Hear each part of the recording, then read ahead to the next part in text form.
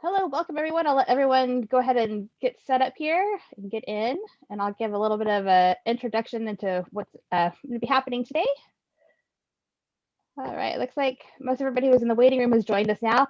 Thank you so much for joining us for today's session. I'm Vanessa with the Dallas Public Library. I just have a few housekeeping things for today.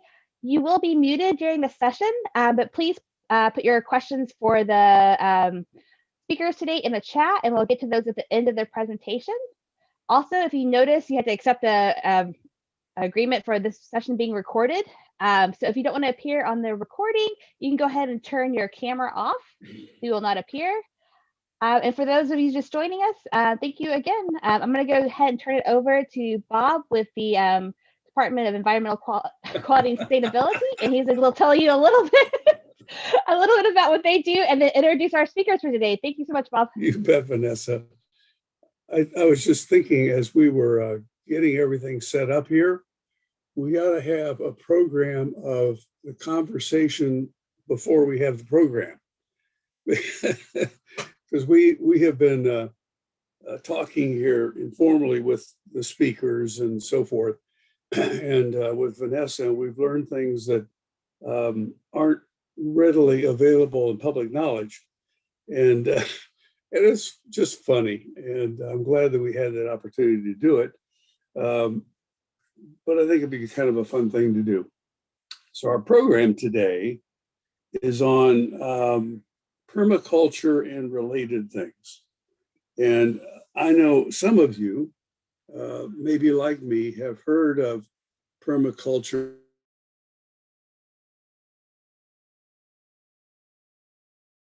All of it. To me, it's always been one of those weird things on the periphery of everything else I do in life, but it's certainly interesting, and I endorsed two or three sections of it myself. But today we have a couple of foreign imports.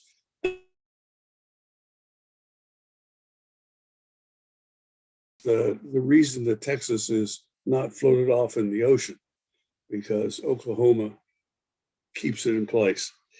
We got two people who are going to be visiting with us. One is Eric Oppenheimer of the Valley Foundation, which is a very interesting operation when you look it up, and Chris Gates of Mainsprings, and they're both farmers up in Oklahoma and into restorative agriculture, which is part of my connection with them. And I won't go through all of the stuff they've done, but one of the things that interested me in Eric is when he was growing up, he really wanted to go to the Serengeti area of Africa, which if you've never been to Africa anywhere, and most of us haven't, the Serengeti is right next to Kenya. And I know most of us don't know where all that stuff is when it comes to Africa anyway, but it's a beautiful area of the world. And if you watch certain movies, you'll see it in there. It has trees with very high canopies and just filled with livestock. I remember when I was driving up to this place in the Tsavo National Park, where it was in the dark, and there were no street lamps because there were no streets.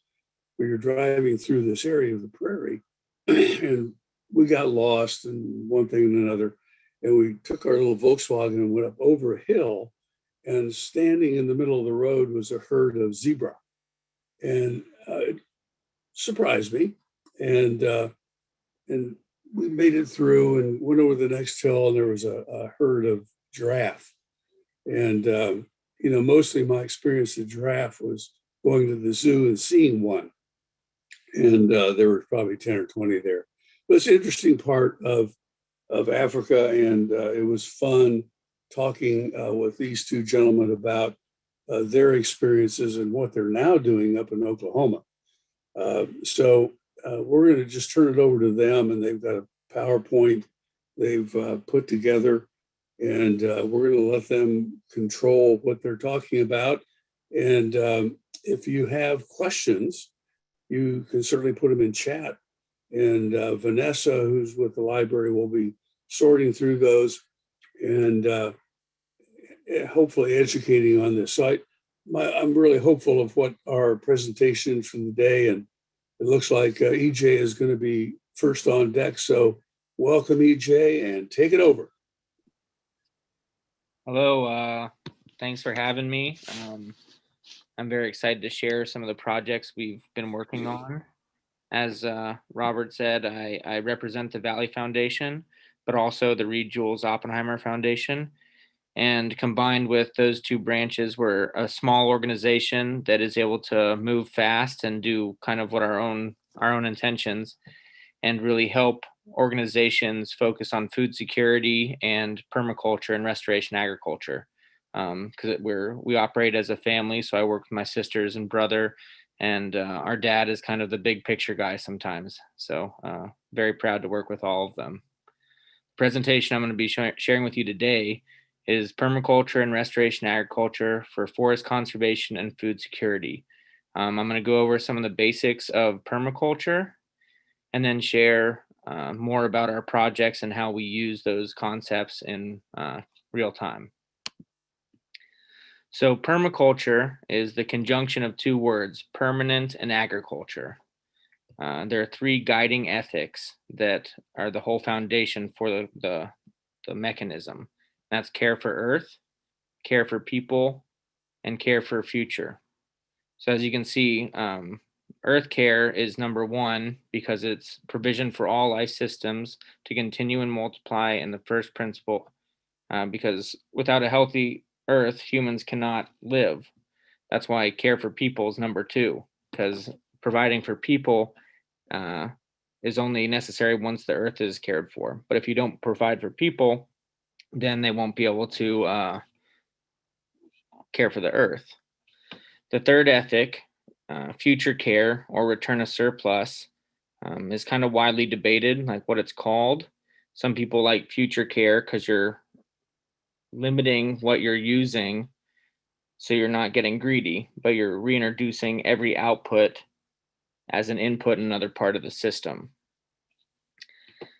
And Bill Mollison is the founder of permaculture, and he says permaculture is a philosophy of working with rather than against nature, of protracted and thoughtful observation rather than protracted and thoughtless labor, and looking at plants and animals and all their functions rather than treating any area as a single product system. The other terms that we use for permaculture is restoration agriculture and agroecology.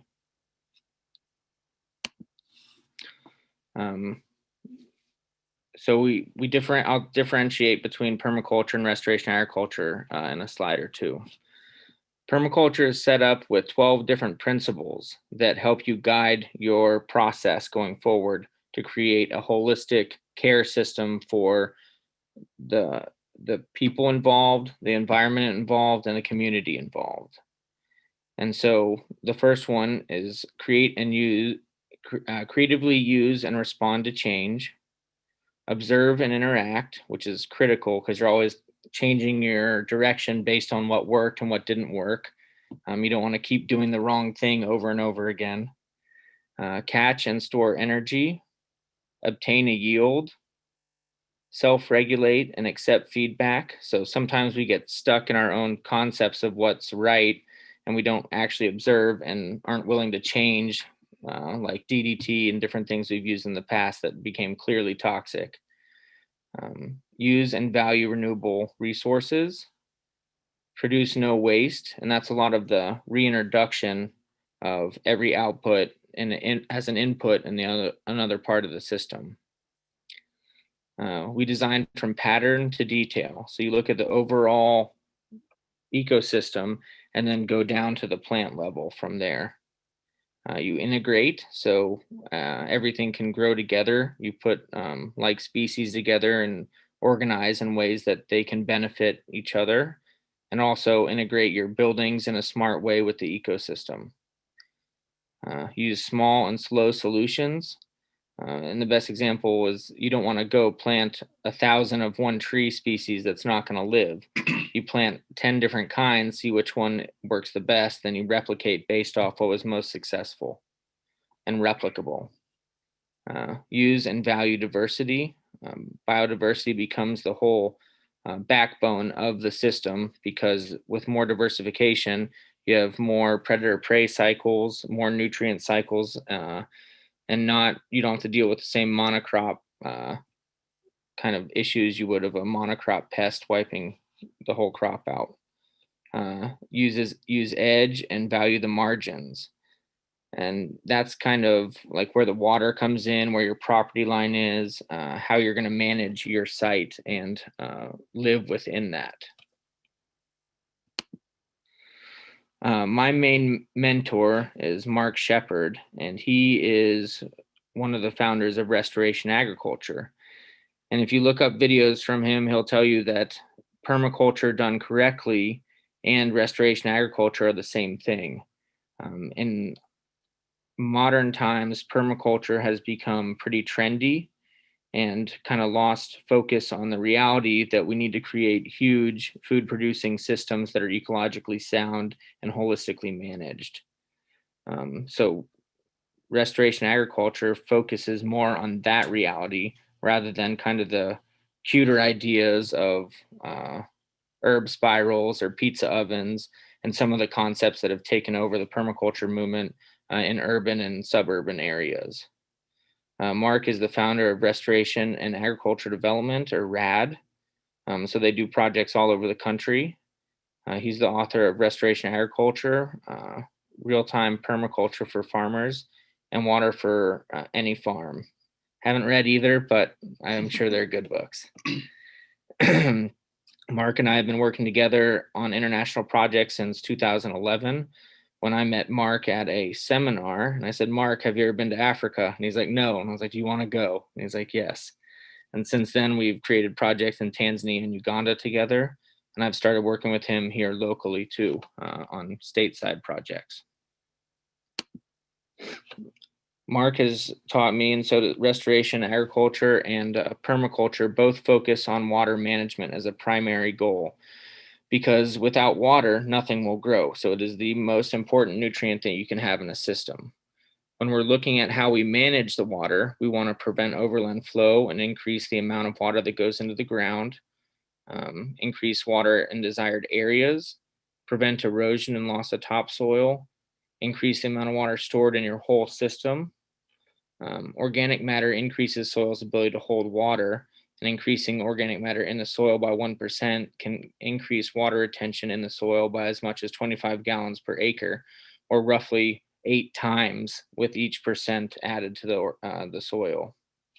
Normally, I'm in front of a group, so I tell everybody to hold up their hand. And this is basically a hydrological unit similar anywhere in the world. You have your primary hills, primary valleys, primary channels, and primary ridges. And in Oklahoma, it's more like this. But if you ever spilt water on a table, water runs off even the flattest surface. So what we do in permaculture or restoration agriculture is we try and minimize the amount that's running down the stream to the river to the ocean and taking soil with us. We want to soak into the ground. So we find these collection points where water starts to become erosive, and we put berms and swales, like a little hill and a little ditch, out to the ridges, sometimes on contour and sometimes with a slight gradient to spread out the water more, depending on how much rainfall and the amount of infiltration that's possible in your soil. So we'll take those and build ridges down on contour, and then we plant trees on the downhill side. We also, to set up these contours and make our measurements, we use what is called an A-frame level. And this is a simple symmetrical A made of wood with a carpenter's level.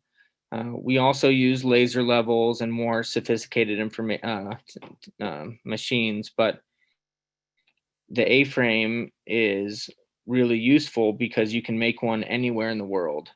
I've made them out of bamboo and a plastic bottle before. And you can, even if you don't have any kind of leveling device, you can hang a plumb bob or a heavy rock from the centerpiece and find level that way. And what this does is when the bubble in the middle of the level is even, you know that both legs are contacting the ground at the same elevation. So you get it level, and then you move it down the hill like that. And that's how you can find the elevational contour anywhere in the world. This is an example of a swale system that was just put in, and these are on contour, and it looks just like a contour map or topographic map. You have them just going up the hill. This is a picture after a 3-inch rain. So you can see how much water was arrested by the swale, trapped in the swale. And you can see it kind of soaking under the berm in the front part of the picture.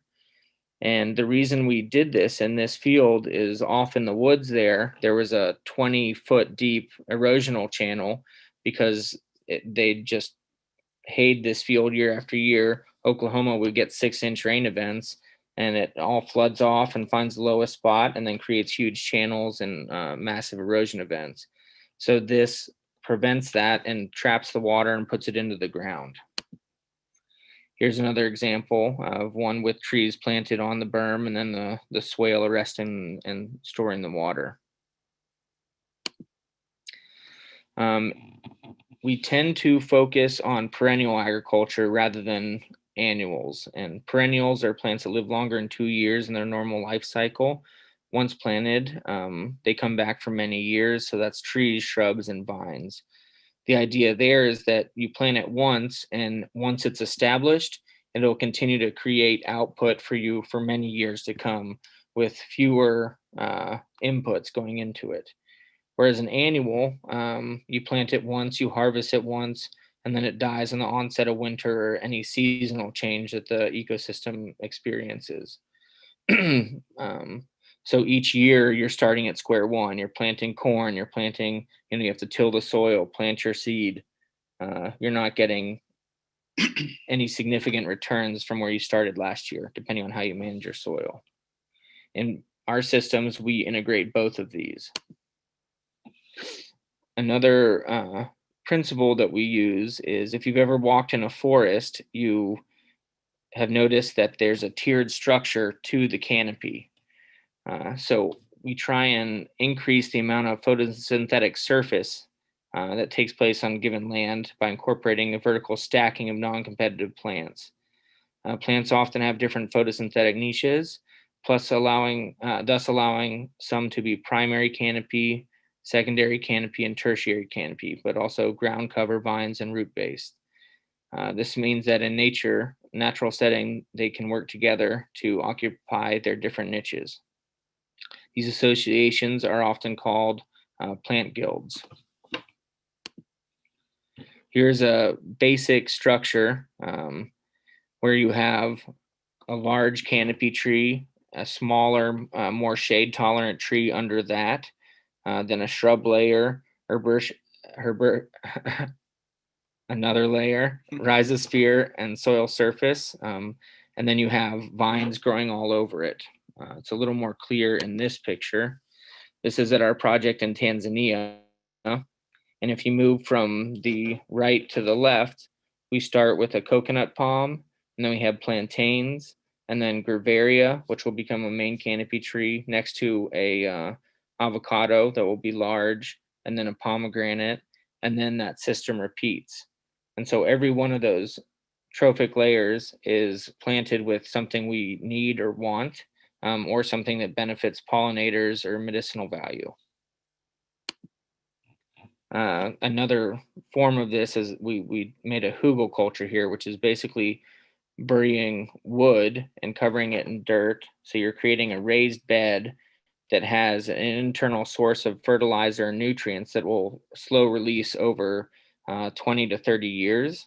And we planted flowers, different kind of pollinators, shrubs, asparagus, and fruit trees all here, and it'll grow up into this naturally functioning food system. As I mentioned, we build the berms and swales on contour to catch water, while the tree row is one of our swales and berms. And then in between, they're growing a type of kale. And so you use those alleys as you drop down the hill between the tree rows to grow your annual crops. And you can transition to perennial crops later in the system if you want.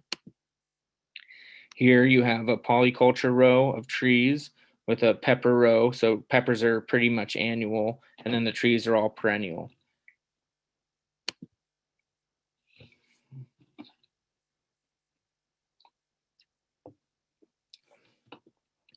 In both permaculture and restoration agriculture, ecological balance is key. We don't use any non-native fertilizers or herbicides or pesticides. The pest management is through a diverse and healthy ecosystem. So we rely on predator-prey cycles. So for every pest, there's something that eats it. And then we invite pollinators by planting things specifically for them. We encourage bird activity because the birds go to other people's places and eat insects, and they come poop on your plants and give you free fertilizer.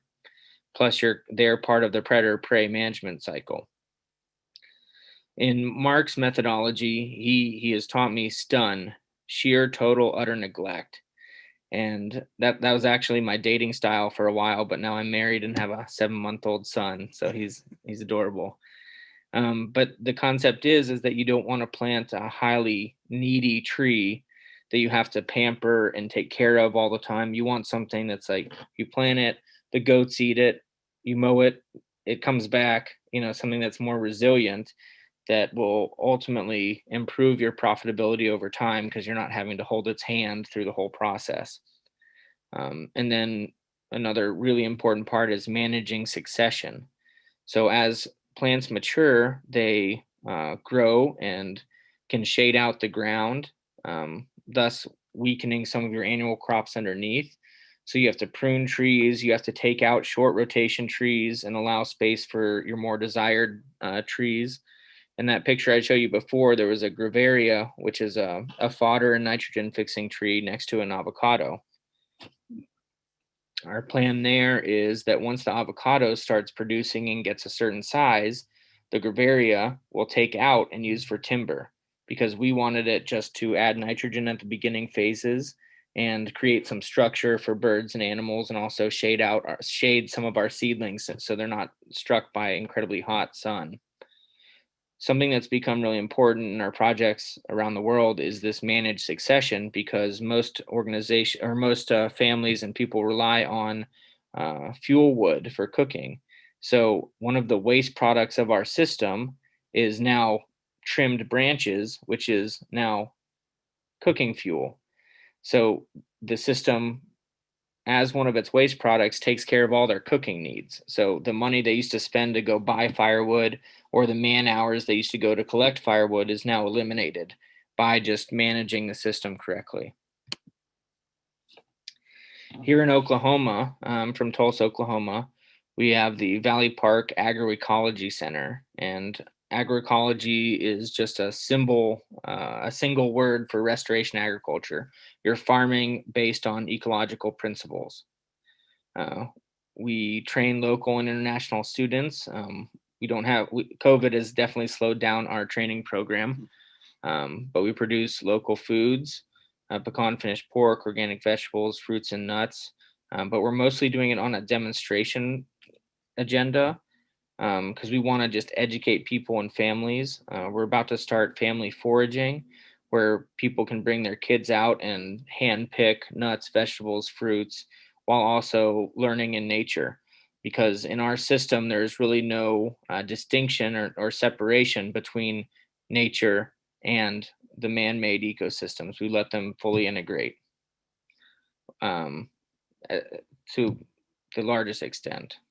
We also pioneer new techniques and equipment. We use perennial wildlife management techniques, planting trees rather than large food plots. And we're trying to increase habitat for wildlife who are losing their home through developments in the area. This is our swale system when we first started, and you can see they're all laid out on contour. And we've taken a basic hay field that now we're finding salamanders and have 2 canopy structures on these swales. It's an aerial view. This is another little watershed we have that we're doing completely in native trees. And then at the top of that picture, if you guys are familiar with the golden ratio or the Fibonacci curve, we thought it'd be fun just to do a Fibonacci swale with 2 inset swales, because it looks good from space, and it's just cool. We had some guys come out thinking that it was Native American burial mounds, and we're like, no, I made that with the tractor. So keep looking, guys. This is one of the pieces of equipment. It's a bed shaper that we made for our tiller, because we were spending a lot of time working our beds, and it allows us to do a lot of work with little minimal effort. We help schools do their raised beds using this and other farmers, because it leaves a perfect raised bed as it goes. And our clay soil holds a lot of water, so this allows the water to be on the sides. The plants can still access it, but it's not drowning the plants. We raise red wattle hogs, and we made a mobile pen so as that we can push them around under the pecan trees in the fall. Pecans, the price is really low, so we pay our farmer, our neighbor, to harvest his, and he doesn't have to clean them or anything. He just gives them to us to feed the pigs, and he shakes our trees that we have, and we can push them around and fatten them on the pecans without having to go to external markets for food. Our Tulsa area projects include the Tisdale Food Forest. It's 3 bioswales along the Tisdale Expressway. The idea was to reduce noise and pollution, in particulate matter, for the Brady Heights neighborhood, reduce overland flow and pressure on the Tulsa stormwater management system, provide food and education activities for neighborhood and surrounding communities, provide income for young people. It looks beautiful, it creates habitat, and it was a joint project between the city of Tulsa, Up With Trees, and Brady Heights, also the neighborhood association, Green Country Permaculture, and Valley Foundation. And we have pretty much practiced sheer total utter neglect on this. We watered the trees the first year once, and then the rainfall and the berms stopping it have provided the water and nutrients they need for the rest of the time. We take high school students out there to help mulch and plant cover crops. And this experience is some of my favorite, because a lot of these kids haven't been able to see what an apple tree looks like, where food comes from. So just again, the hands-on experience, it's I'm sure sending some people in the agricultural direction. The Meadows Food Forest Project is a small project we do with the Tulsa Housing Authority to provide both annual and perennial foods. And we developed this in a Section 8 housing community. We want to subsidize their food intake and allow them to have outdoor activities that were educational. My favorite thing in the world pretty much is tearing up Bermuda yards with a plow, because I've spent so much time mowing in my former life. And like I said, if you remember the handscape, in Oklahoma, it's flat. But this is what our A-frame told us, and we've made those 3 swales, and each of them fill up during rain events. One of the greatest things was this Vietnamese man that lived in the first place, and he took it on himself to educate the kids when to pick different crops, how to eat them, and he planted a series of squash on all the berms in addition to everything we've done, and is distributing several hundred pounds of food to the community each season. Building some raised beds. And kids with pitchforks are not a good idea, just future warning. Waste stream utilization. So we use coffee grinds for our compost. And there are other organizations that use people, our system creates these waste products that aren't waste, like bagels in a dumpster, but also, and this sounds really harsh, but people coming out of incarceration. Our society doesn't know how to accept them back, and they can't get jobs because they have stuff on their record. So, but it's an incredible resource because they're great humans. And Miles of Freedom in Dallas is doing a great job with people coming out of incarceration and using them to do good in the community and also do good for themselves. This is that same swale system in the spring, holding water with a cover crop of turnips. And those are the fruit trees we planted in there. That's the garden in the summer.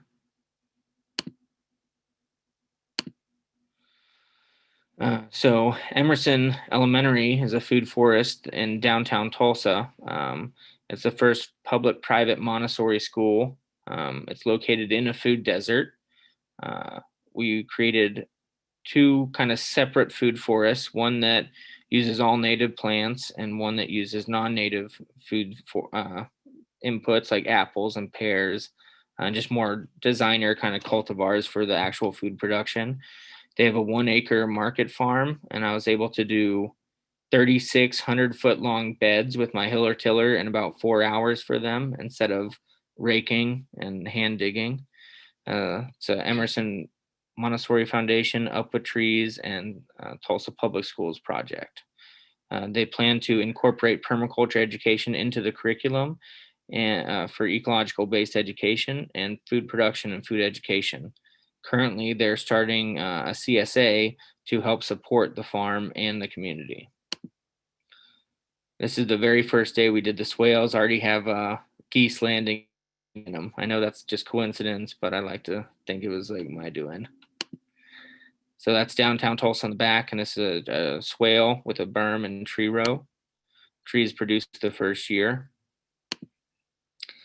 Nicaragua, we work with Just Hope in Chacra Seca, an area that's been ravaged by years of exploitive agriculture and chemical-based agriculture.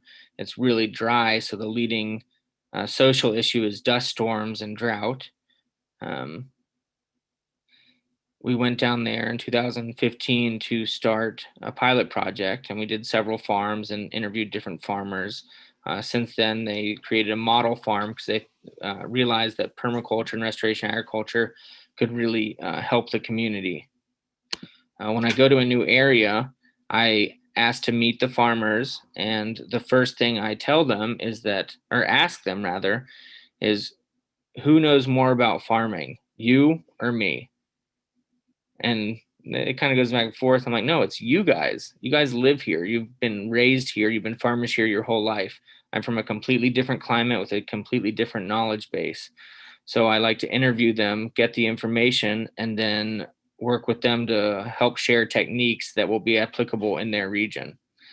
And so with this particular group, if you've ever been to Nicaragua, or Central America, Africa, different places, they sweep the footprint of their house and their area, and they take all the leaves and they mix it with some plastic bags and they burn it. And one of the leading issues is that there's no organic matter to hold water in the soils. So they're taking the solution, which is the leaves and nutrients, and burning it because they don't want to have a dirty house. So I kind of asked, what do you guys do with your leaves? The first two people on the right, the guys are like, oh, we burn it. And then one woman said, well, I put it by the trees because it came from the trees, so it helps them. The third woman said, I mix it with compost, and I compost it and I plant it, use it to plant my seedlings. And okay, that's our positive outlier. So her son ended up being one of our main champions down there. This is David, and he helped us do our initial layouts. That's an A-frame we built there. You can see the orange flags going across. Those are our contour lines before they're cut. And you can see how denuded the property is. And the whole region looks pretty much just like this. That's us using a plow to cut the initial the line. That's that same field once we put in our berms. This is just amazes me that the erosion's so bad and the roads keep going down. So they're actually driving like under trees at this point. This is the local nursery guy. And the reason I include this picture is because those are Moringa oleifera seeds, which is a plant that grows in almost all tropical environments. It produces incredible amounts of nutrients, amino acids. You can use it as a fertilizer. You can use it to fix nitrogen in your soil. You can make compost tea out of it. You can use it to increase milk production and weight gain in cattle. So it's like the miracle tree. You can use the seeds to purify water. You can take one a day, kind of like an aspirin.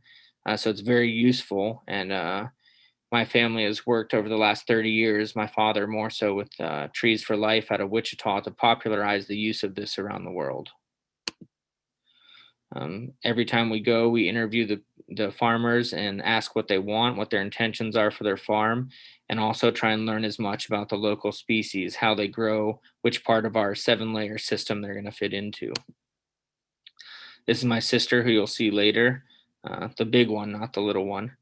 And we work together on all our projects. She does a lot of the monitoring and evaluation. She has a dual master's in nutrition and public health. And to me, she represents, we work in a dichotomy, where everywhere I go, there are basically two different types of people. There are stubborn older men generally that don't want to change and aren't willing to accept new information, and young, passionate females or women that are cutting edge, doing whatever they can to make the livelihood for their family and future better. And so I realized that Sophie and I are often in that thing. So when we first started, Sophie's like, "Have you ever heard of permaculture?" And I'm like, "No, but I hate it." And so working through this lens, we work really well together to get a lot done with the community. Did I do that right? Yeah. So here's that same field once we planted trees. And like I said, Sophie is such a shining example of doing the right thing. At the end of the day, once you planted the trees, you're hot and sweaty, it's 100 degrees, you need to mulch them. So you keep the water and nutrients around their roots. So we go and collect all the mulch, and it's like the worst part of the job, and it's the end of the day. And we call Sophie the mulch mama because she makes us do it. Here's another picture of a planted swale. This is one of the positive outliers we identified. They're using wastewater from their laundry to water several fruit trees and a garden rather than sweeping it and burning everything there. We try and work closely with people that are already doing regenerative practices because we feel they can be a good segue into the community. And this picture I include for me, it's really just about helping establish ecosystems that provide for people, for children, and for our future. So these guys really make me think of that. In Paraguay, we did a joint project with Moses Bertoni Foundation and the Maracaibo Forest Reserve and the Atche community. The Atche were hunter-gatherers that were first contacted in the 60s and 70s and kind of expelled from the forest, and since then haven't adapted to money markets as well. Their land they've sold or leased it, and now it's all soy fields. So working with their girls' school, we created a 1 hectare 5 bioswale food forest. Since our work there, they received a 250,000 euro grant for their work in biodiversity, both in the reserve and on their food production system. And as you've seen in the other photos, a lot of the swales are very small.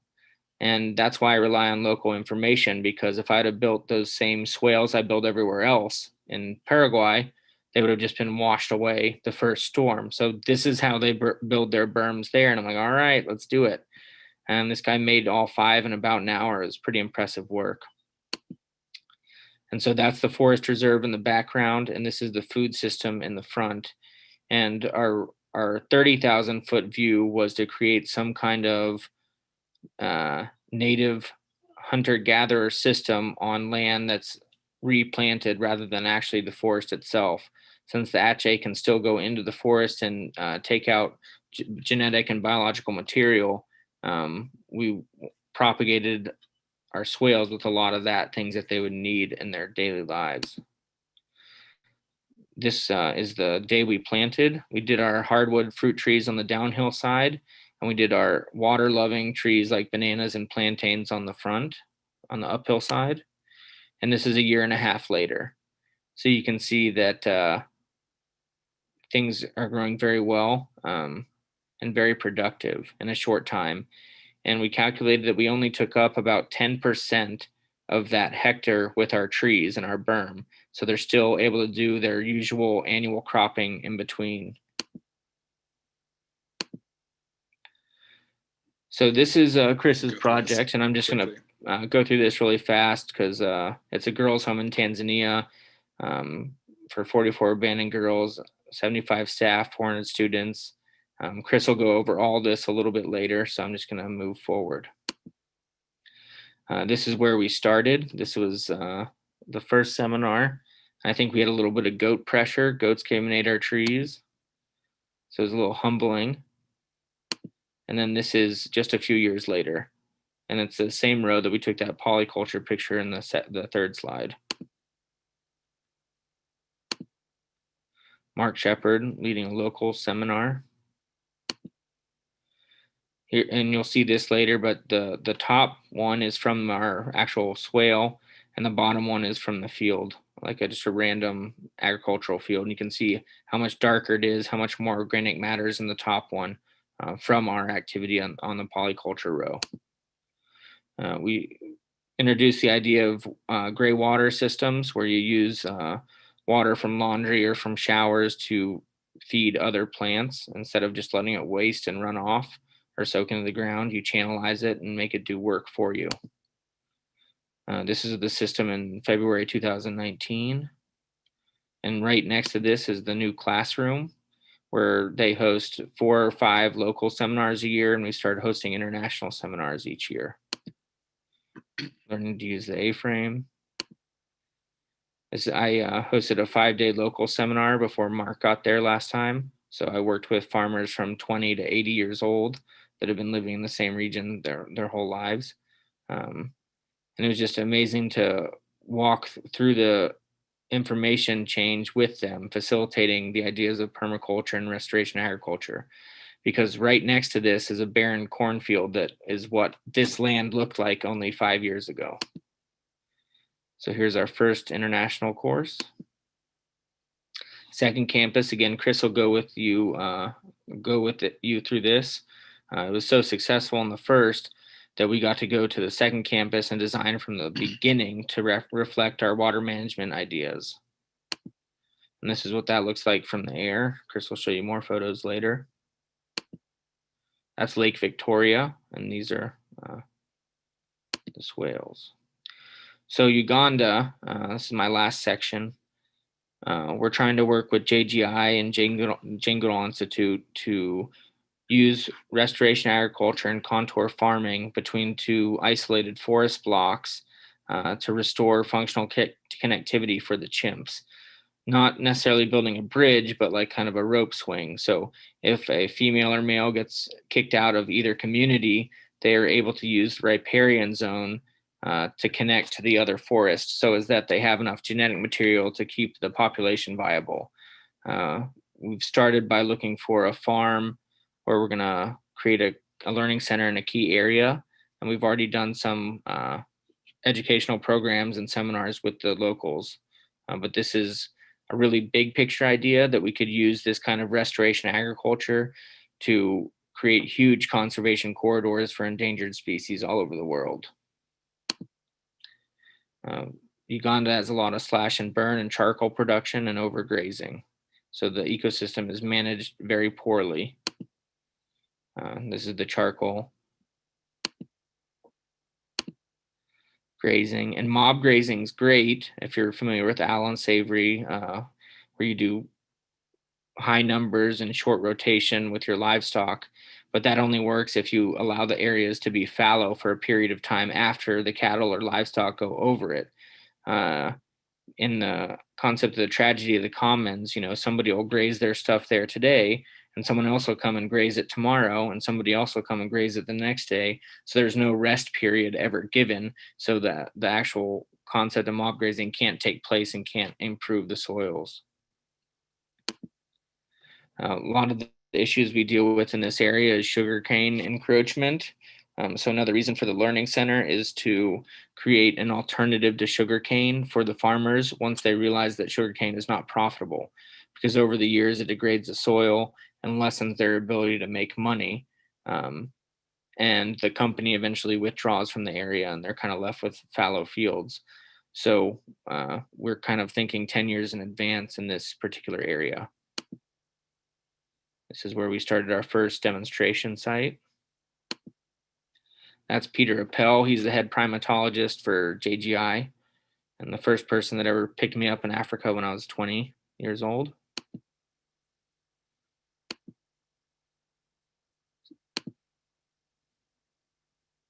And then I like to end with this picture, which is Jane Goodall, who I've known since I was 5, and she's planting an oak tree at my ranch in Oklahoma.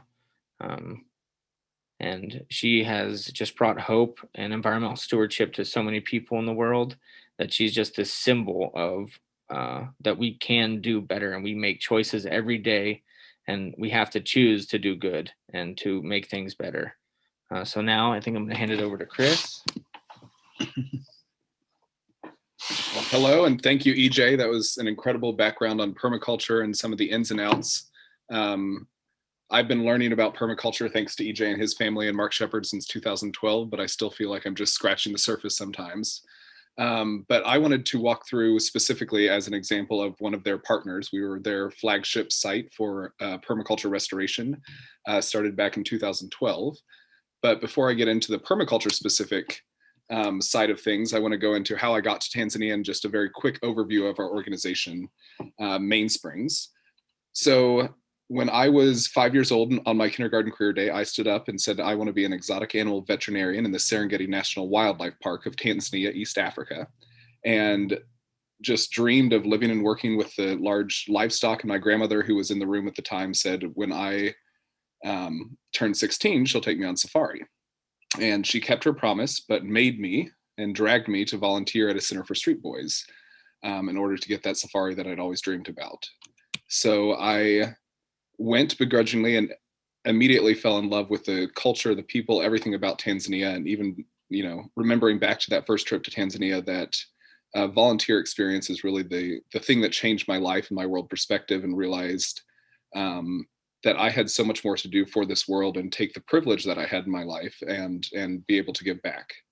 And so I volunteered throughout the rest of my high school summers at the Center for Street Boys and started to learn more about the culture, learn Swahili. And one question kept bothering me, and that's, where were the girls? At the time in Mwanza, which is an entire state in Tanzania of several million people, there were about 5 to 8 centers for boys, and nothing was being done for the girls at the time. And so going into my freshman year of college, I decided to found a very small organization devoted to providing a safe and loving home for these orphaned and vulnerable girls. But as we took our first 7 girls in, we started very, very small, very humbly on 4 acres of land. We realized that we needed to be much more in sync and in harmony with the entire community, and really kind of try to address the community needs at the same time as we were addressing the needs of these vulnerable girls. And so we started just talking to community members and our neighbors and just living in the community. And from there developed our approach to a holistic change in the community, and a way to actually alleviate extreme poverty in rural Tanzania. So like I said, we started very simply with just 1 building and 4 acres our first year, and were able to accept 7 vulnerable girls. At the time, they were attending a public school in the area, had to walk a couple miles, but they were attending a public school that had 900 students and only 3 teachers. So obviously education was not happening there. Many days they were asked to bring hose to school so they could work their teacher's farm, and no books. But we decided to start our own school. So today we've developed a 4-prong model to alleviate extreme poverty. We're still true to the female empowerment component, because we, as EJ has mentioned, have seen time and time again that the women are the ones that put family and the future and everything at the foresight of what they do with their lives, whereas oftentimes us men can have fun and dwindle our resources away. And so we're still very true to that. But because of the education crisis, we wanted to start our own school. So on the left, you'll see the public school in the area, which we have worked to help rehabilitate and done teacher training and help to reinvigorate. But we also started our own school, which is now preschool through high school, for over 450 boys and girls. Our residential program where we house our vulnerable girls is still only girls. And we also realized there was a huge need in our area for access to just even basic healthcare. In Tanzania, there's over 30,000 patients per every doctor, and most of those doctors are concentrated in urban areas, and we were in a fairly rural area at the time. So we wanted to start a small clinic. We brought our own doctor and full-time nurse in, and we're able to start a clinic that is mostly providing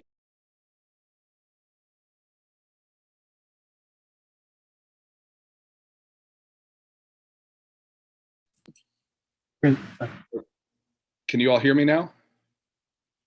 I don't know when I muted. Hello? Okay. Yeah, you can. Okay. So we, as I was mentioning, in Tanzania, there's over 30,000 patients for every one doctor, and most of those doctors are concentrated in urban areas. So we wanted to provide access to quality healthcare, mostly around prevention of how people can stay healthy and avoid things like malaria and typhoid, how they can keep their water safe, and how they can just live a healthier life. And a lot of that ties into the permaculture practices that we teach as well.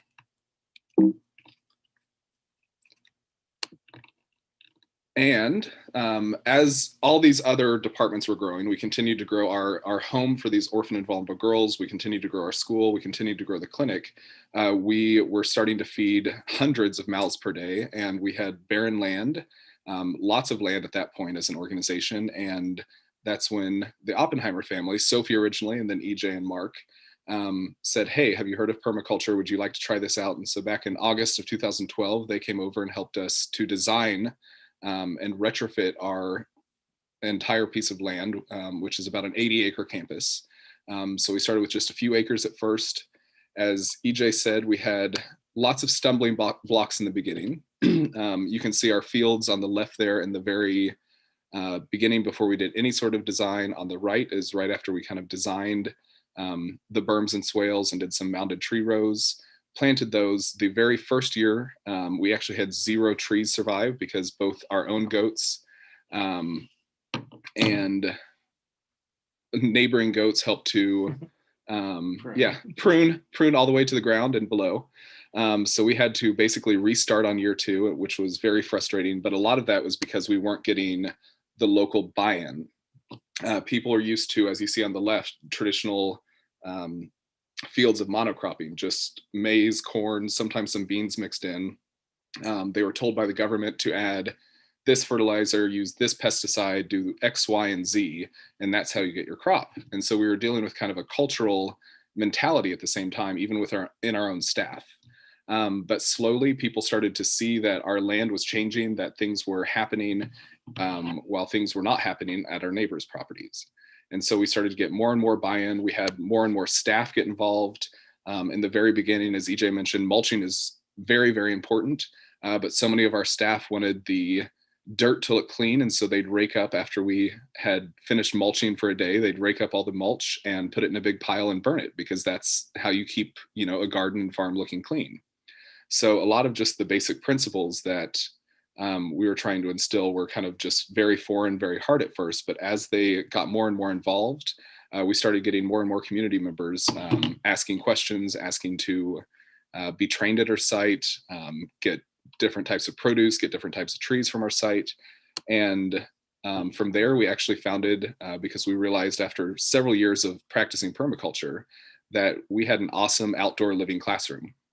So we have, as EJ mentioned, 2 campuses now, which I'll go into in a minute. But we were able to not only provide over 1,000 meals per day for our staff and students, because we provide breakfast and lunch for all of our students and staff, as well as dinner for our residential girls.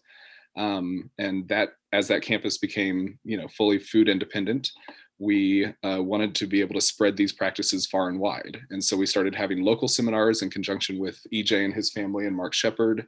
And then also for a couple of years, 3 years now, have been doing international courses, because we believe that we have a beautiful living classroom that is able to, really show people what's possible on a degraded piece of land. Here's a couple more, just polyculture fields. So you have a mix of neem trees, which are medicinal, the Gravaria that EJ mentioned. We have lots of bananas, papayas. We love peppers, we love beans. We have all sorts of kale, broccoli, lettuces, tomatoes, onions, garlic, anything, you name it. We have all sorts of citrus trees. And so with all of this, we decided, after seeing the success of some of our local seminars and our first permaculture, international permaculture course, we founded the Permaculture Institute of Tanzania, which is under the umbrella of Mainsprings. And that is really our training arm that uses our living, breathing garden and classroom as a site for training from people all over East Africa and all over the world.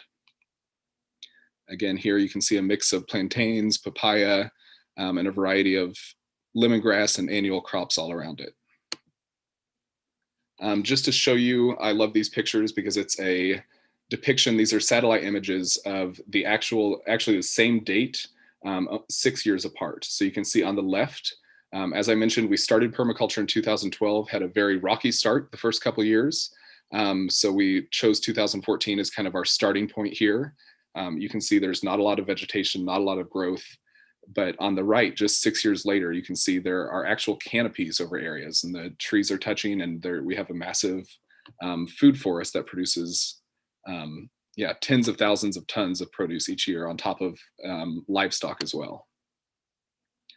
And EJ kind of showed this picture a bit earlier, but you can see just the difference of what a managed piece of land looks like versus what the soil in the area typically looked like. Just very sandy, nutrient deficient. And on the right, you have much more organic matter. You have just a lot more happening in the soil to make it rich and nutritious and help to feed all of your plants, which eventually feeds our people.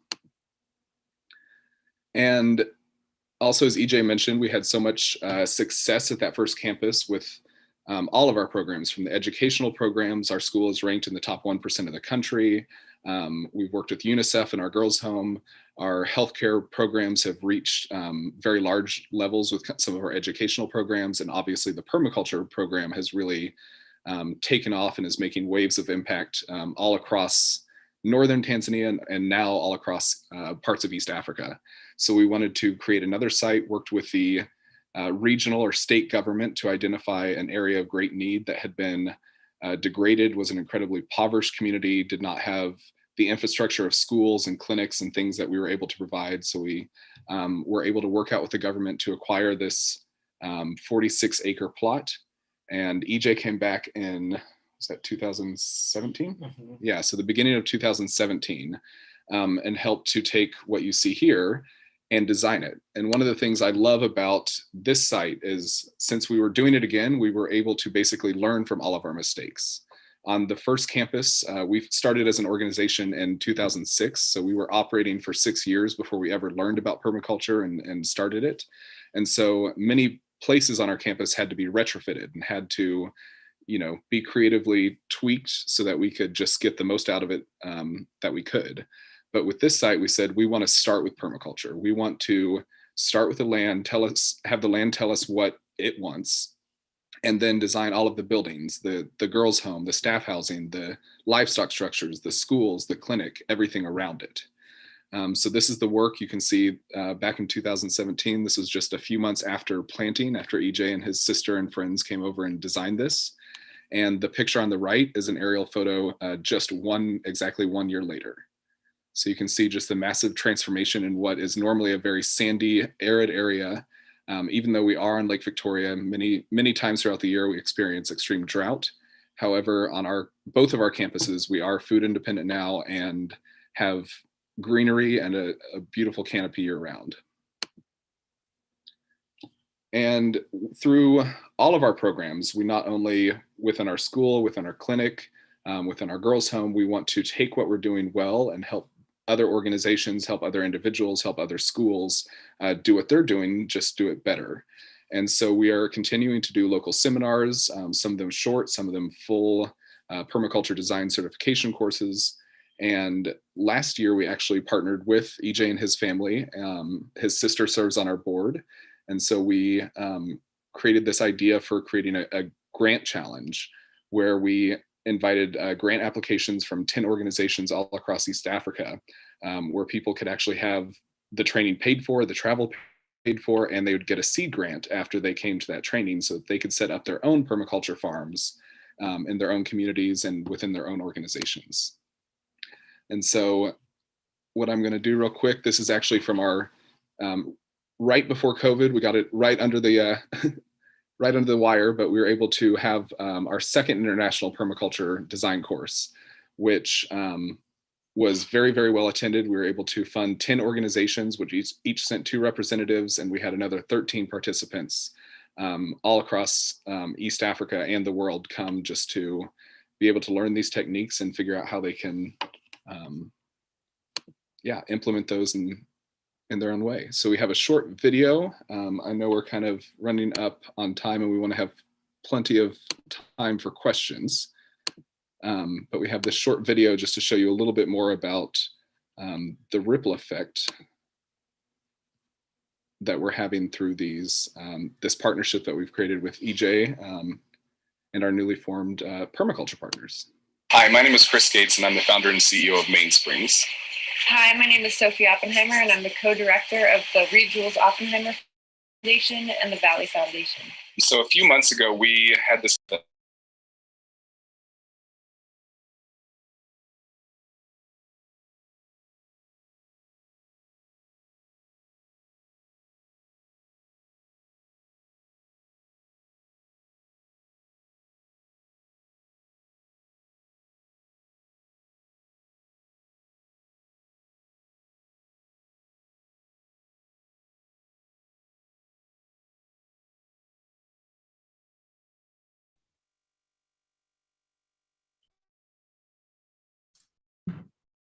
Hey, Chris, we started out with the audio for the video that you're playing. Yeah, I think you need to unmute for us to hear it. Oh, I'm sorry. If you could go back maybe 30 seconds or so. Yep. Yeah, I think just muting yourself cuts off your outgoing. Oh, whoops. I did not know that. There we go. Culture and have a much larger impact. One of the biggest things that we've learned as an organization at Mainsprings is that permaculture, as we've grown to observe and learn it more and more, has really become the thread that ties all of our programs together. Without the success of our permaculture farms and without the success of the educational programs, and more importantly, the way of thinking behind permaculture, our other programs from the school to the clinic to our girls' home wouldn't be nearly as successful as they are today. Hello, my name's Mark Shepard. I'm a terrestrial ecologist, a farmer, and a permaculture designer. I'm here today at the Katongo campus of Mainsprings in Tanzania. And I'm sitting at a site where I first started working 10 years ago with the organization. When I first got here, this was mostly flat sand, some scraggly weeds growing on it, and there was no food being produced for anyone. And this was the site of a growing girls' home and school. We began by redesigning the site by capturing water, spreading it around. Then we began a very complex agroforestry system using food trees in rows with a wide space for growing regular produce crops between those rows of trees. It may look like a disorderly mess to some people. However, the productivity of a system like this far exceeds what you can get out of a simple field of maize. This could have been used to grow corn with chemical pesticides and fertilizers. A system like this now makes its own fertilizer, makes its own pest control, has habitat for wildlife, it produces animal feed, human feed, and nutrition and a healthy diet all throughout the whole season. Permaculture sometimes has 3 ethics, and it's really wonderful about these 3 ethics. Every permaculturist agrees on the first 2. First is planet care. Second one is people care. If we don't take care of the planet, it can't take care of us. If we don't take care of people, they're going to be sick, unhealthy, and violent, malnourished, etc. So we have to take care of the planet if we're going to take care of people. Well, how do we do that? We need to generate some sort of income somehow. So here, we generate a profit through the use of all of the perennial products produced on the farm. That's a lot of P's. I'm here co-teaching a permaculture design course. What I really like about this is we are leveraging our impact. Instead of just training one person who's going to do it on their property, we're training 10 different organizations to now go do it on their campuses, and then they can train 10 more organizations. So the multiplier effect of any support for Mainsprings goes way beyond the boundaries of this property here. For me, over the years, working with Mainsprings and other organizations to install permaculture farms on their land and integrate it into their organizations, we realize that there's a lot of organizations that need and want this type of support and to transition the way they're producing food for their communities. And yet they didn't have the resources to access the training or to implement the beginnings of permaculture plot on their land. And so Chris and I had started talking. I'd met a lot of organizations that were interested, and we wanted to find a way to help organizations start that process. And we really had a great turnout for our first year. As we mentioned, it's a pilot project, pilot grant period for the first year, and we had 32 organizations apply. It was a very tough, competitive selection process. I think the meeting took us 7 hours to decide. So we ended up accepting 10 organizations into the grant. And I think it's incredible because the diversity of organizations represented here from 5 different countries all across East Africa is truly incredible. And we're going to be able to impact children, people with disabilities, mothers, hospitals, health systems. And, you know, all of that combined will really help to improve the entire health of a country.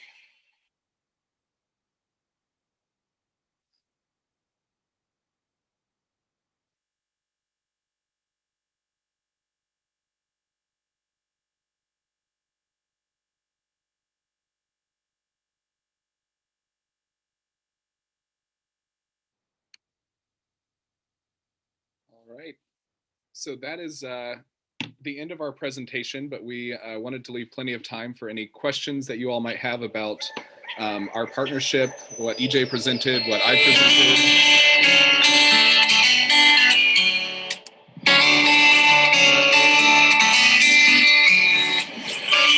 There we go. Sorry. Technical difficulties. YouTube keeps playing. Intro music. Yep. So yes, we'd love to kick it off for any questions that you all might have about our work and what we presented.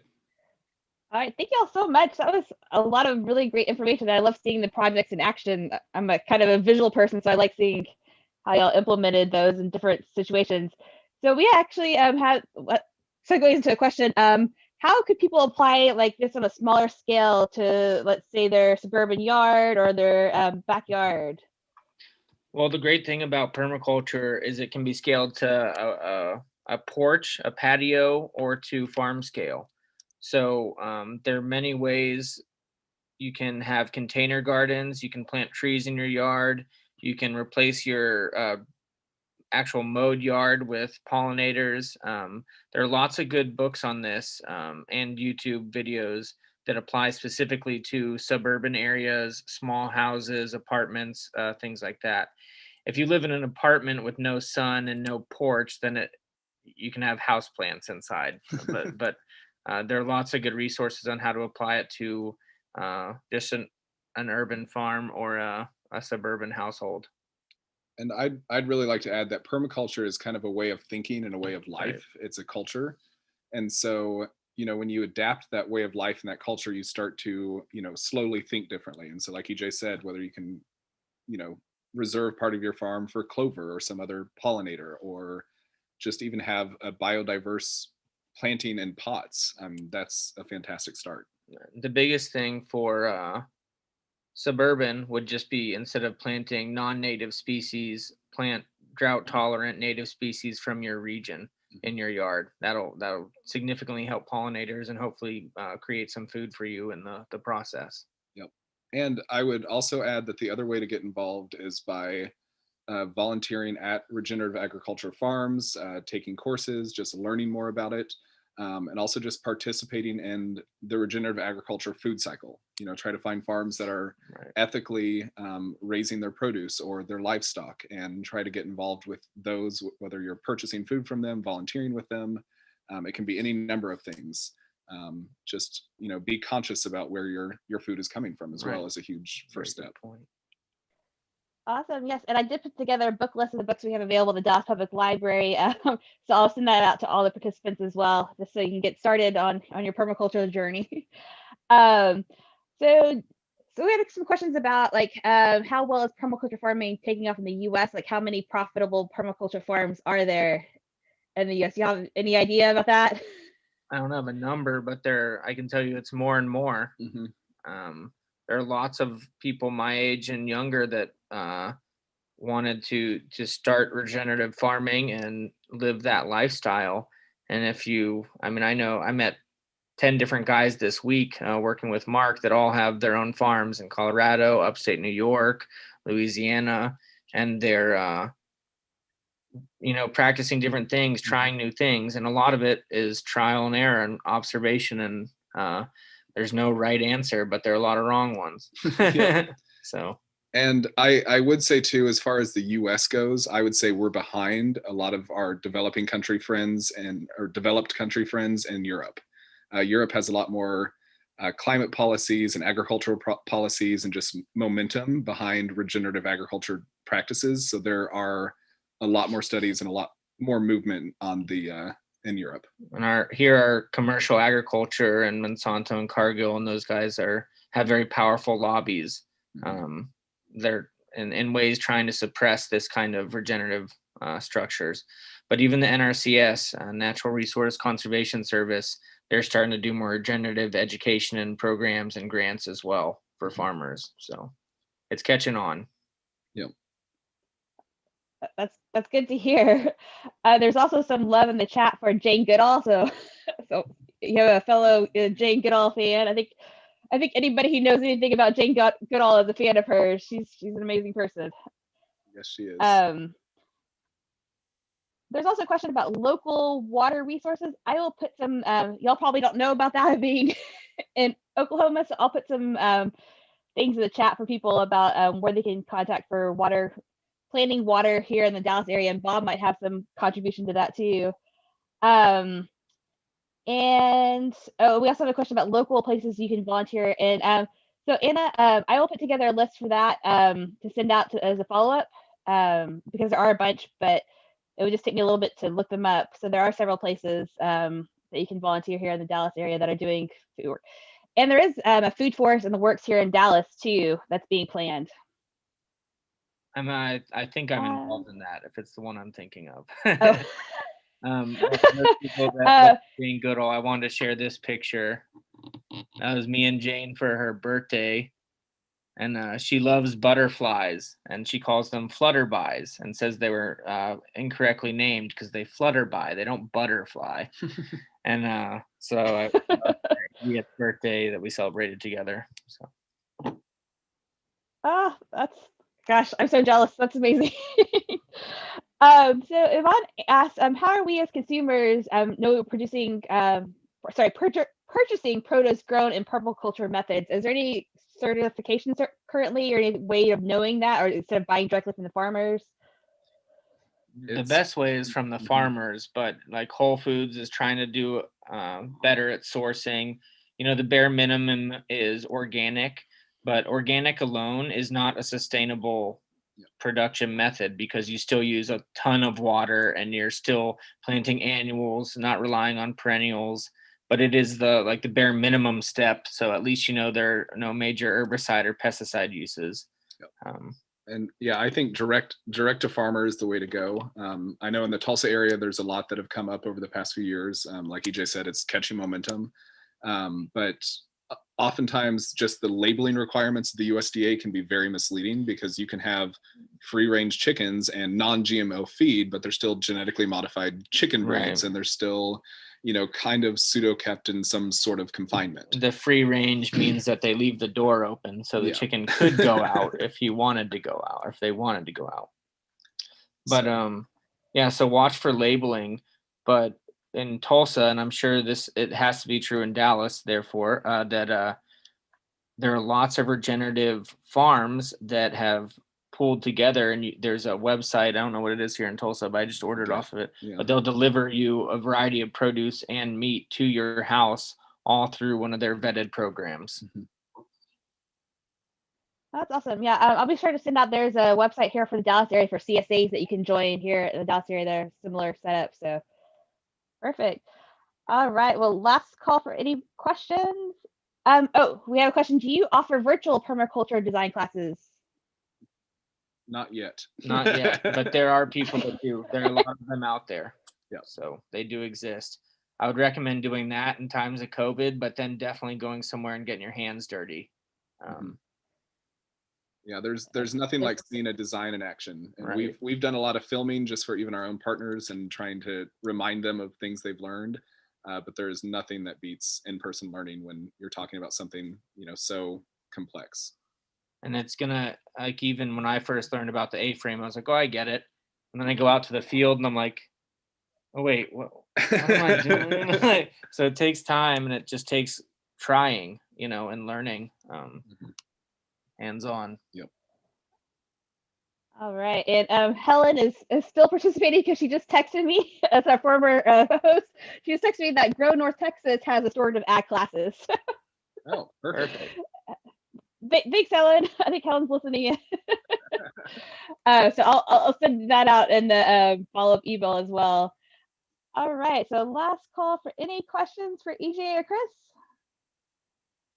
And a good comment from Yvonne that we have to we can drive the market for more permaculture by our consumer practices and how we purchase. So that's a good point.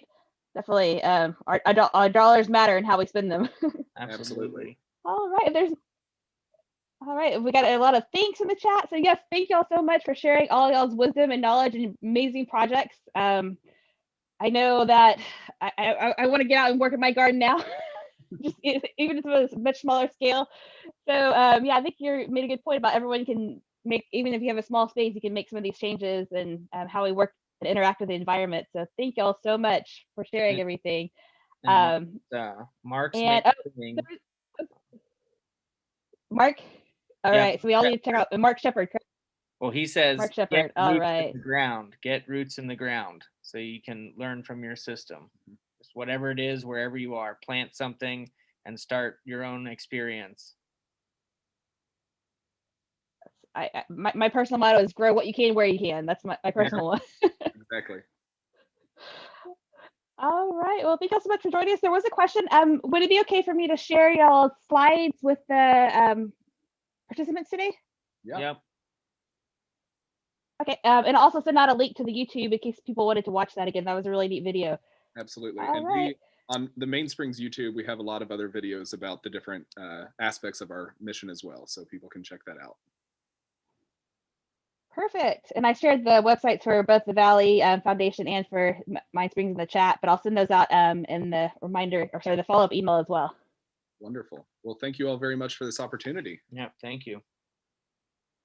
All right. Thank you all so much. Have a wonderful day. And how's the weather up there in Oklahoma?